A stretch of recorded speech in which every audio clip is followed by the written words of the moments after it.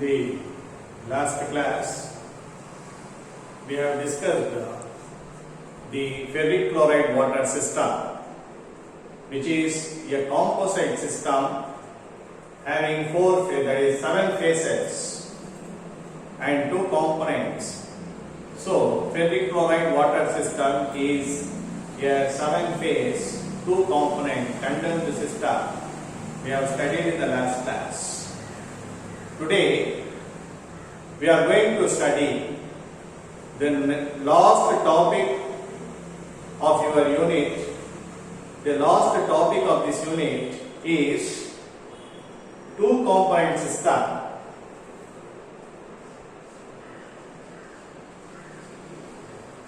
Two-component system with incongruent point.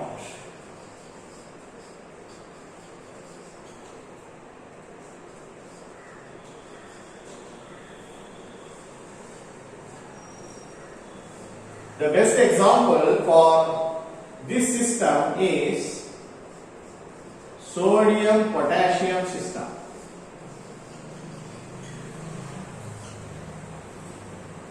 Sodium-potassium system affords an interesting example of 2-component system with a compound formation with incongruent point. Okay? Now, we are going to discuss this sodium-potassium system by using the PT diagram. It is also a condensed system. Since the pressure has no effect on the system, we need not to consider the variable pressure. We have to consider only temperature so that the composition will automatically fixed. Okay, so this sodium-potassium system is also a condensed system. We are using the reduced phase rule equation to explain the phase behavior of sodium-potassium system.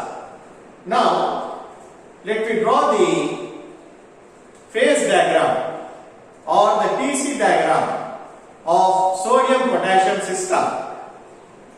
First,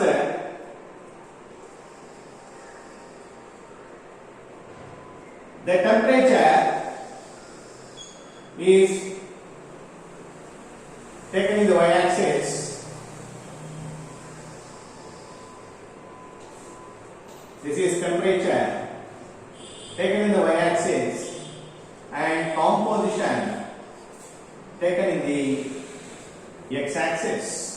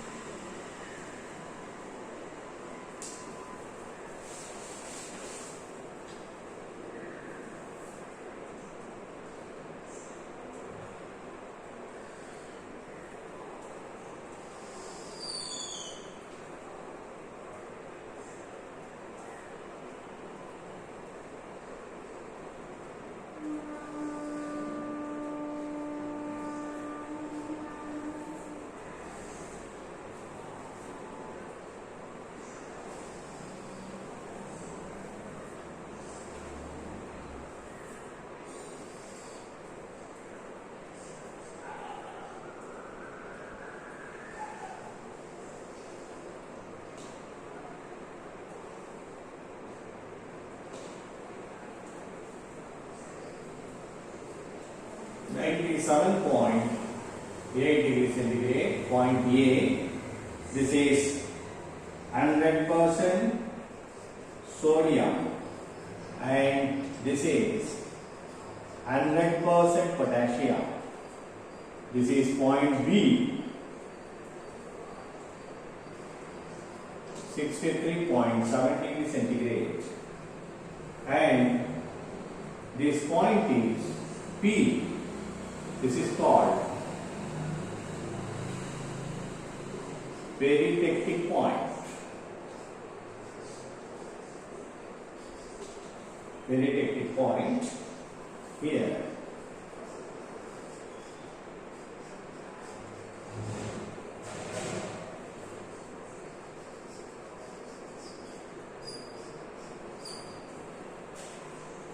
Here.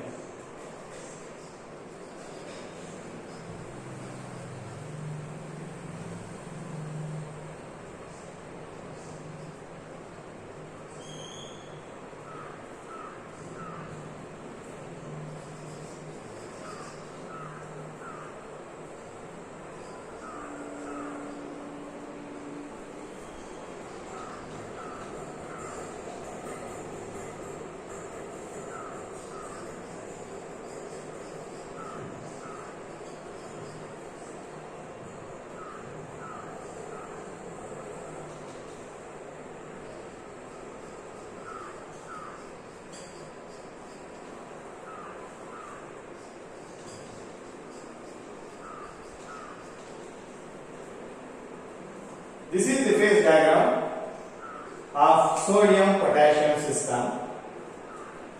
Now we have to study the curves.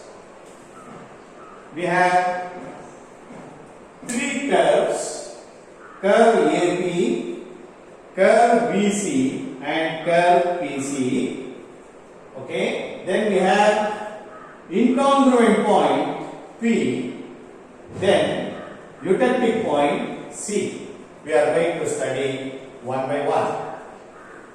Now let us consider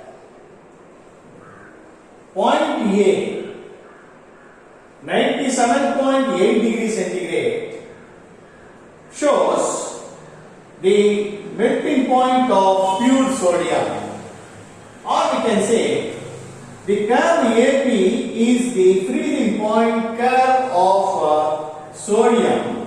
When potassium is added to sodium, what happens? Its freezing point goes on, decreases till the point P. So along this curve AP, there are two phases exist in equilibrium.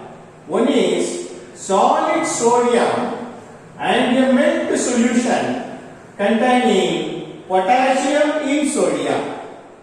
Similarly, now come to the next curve on the right hand side. Here this point B, 63.7 degrees centigrade, represents the melting point of pure potassium. Therefore, this BC is the freezing point curve of potassium. When sodium is added to potassium, its melting point goes on, decreases till the point C is reached. Along this curve, again, there are two phases exist in equilibrium. That is solid sodium and a melt solution containing sodium in potassium. Therefore, in these two curves, there are two phases exist in equilibrium. When the point C is reached, what happens? The compound Na2K starts to form or starts appearing at a temperature of minus 12 degrees centigrade. So at minus 12 degrees centigrade, the compound Na2K starts to form. When sodium is going on added, as the composition of a solution goes on increases and the temperature increases, we travel along the curve CP. So along the curve CP, what happens? Along the curve CP, the solid potassium disappears and the curve CP contains now two phases. That is a solid compound Na2K and melt. So again in the curve CP, there are two phases exist in equilibrium. See, when the point P is reached, that is at plus 7 degrees centigrade, what happens? The solid compound Na2K decomposes. A solid compound decomposes to give the third phase solid sodium, that is Na2K, it decomposes to give sodium and melt. So the point at which the compound decomposes is called peridictic point or incongruent point or meridictic point of the compound, where the compound decomposes to give a new solid phase, with a solid and liquid will have a different composition. Such a point is called incongruent point. So therefore, the compound Na2K will be stable and will be exist only between minus 12 and plus 7 degrees centigrade. So remember, at a point P, this point P is called incongruent point P, where the third phase sodium appears. So therefore, there are three phases exist in equilibrium at a congruent point. Similarly, the point C is the eutectic point, where three phases exist in equilibrium, that is solid potassium, melt and the compound Na2K. So therefore, this curve AP, the curve BC and the curve CP, these three curves are monovariant because there exist only two phases. Whereas in the compound C, that is, at the point C, eutectic point, there are three phases exist in equilibrium, it becomes invariant. And the peridictic point or incongruent point, at this point, again there are three phases exist in equilibrium. So therefore what happens? It is also non-variant point. Now, let us consider, now we have to find out the number of degrees of freedom. Say, along the curve AP, there are two phases exist in equilibrium, solid sodium and melt. Along the curve BC, there are two phases exist in equilibrium, solid potassium equilibrium with the melt. And along the curve PC, again there are two phases, Na2K and melt. So there are two phases exist in equilibrium. Using reduced phase equation, F dash is equal to C minus P plus 1. It is a two component system. There are two phases plus 1 equal to 1. Therefore, these three curves are monovariant. Okay. So these three curves, curve AP, curve BC, curve PC, these three curves are monovariant. Okay. Next we have eutectic point.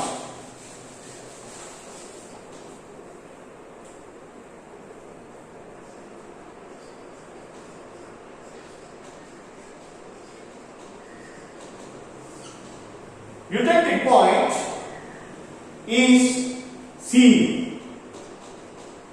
At this eutectic point, there are three phases. What are three phases? Solid potassium, solid compound and melt. So there are three phases exist in equilibrium. When we find out the number of degrees of freedom at this point, it is a two component system, three phases plus 1 equal to 0. Therefore, eutectic point C is non-variant. Okay, point C is non-variant. Now, what about this incongruent point?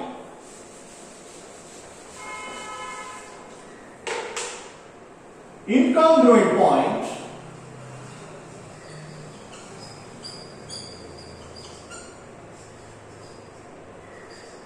P. At the incongruent point P, the compound decomposes to give new solid phase, that is sodium. Melt and compound is already there, so there are three phases, that is solid sodium, solid compound and melt. So there are three phases exist in equilibrium at the eutectic point. To find out the number of degrees of freedom at that point, it is a two-component system, three phases plus 1 equal to 0. Therefore, this is also non-variant. So remember, incongruent point or the peridactic point is also non-variant because both the temperature and composition is fixed. This is about the curves, eutectic point and peridactic point.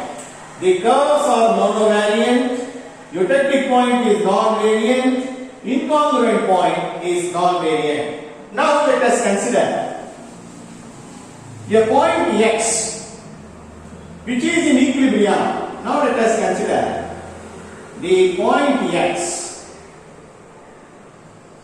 Okay, the point X which is in equilibrium in the solution. Here the point X, it contains only one phase, that is only melt, a single phase. Automatically the point X shows bivariant. Okay, point X shows bivariant. While cooling this, while reducing the temperature without changing the composition, it touches the point M. When it touches the point M, there will be two phases exist in equilibrium, that is melt and solid sodium. Automatically the point M will become monovariant. And when we cool down still and the point P is reached, there will be three phases exist in equilibrium. At a point P, it becomes non-variant. On further cooling, without change of composition, it lands on two solid phases, that is solid sodium and solid compound, then it becomes monovariant. So in the same line we have different degrees of freedom.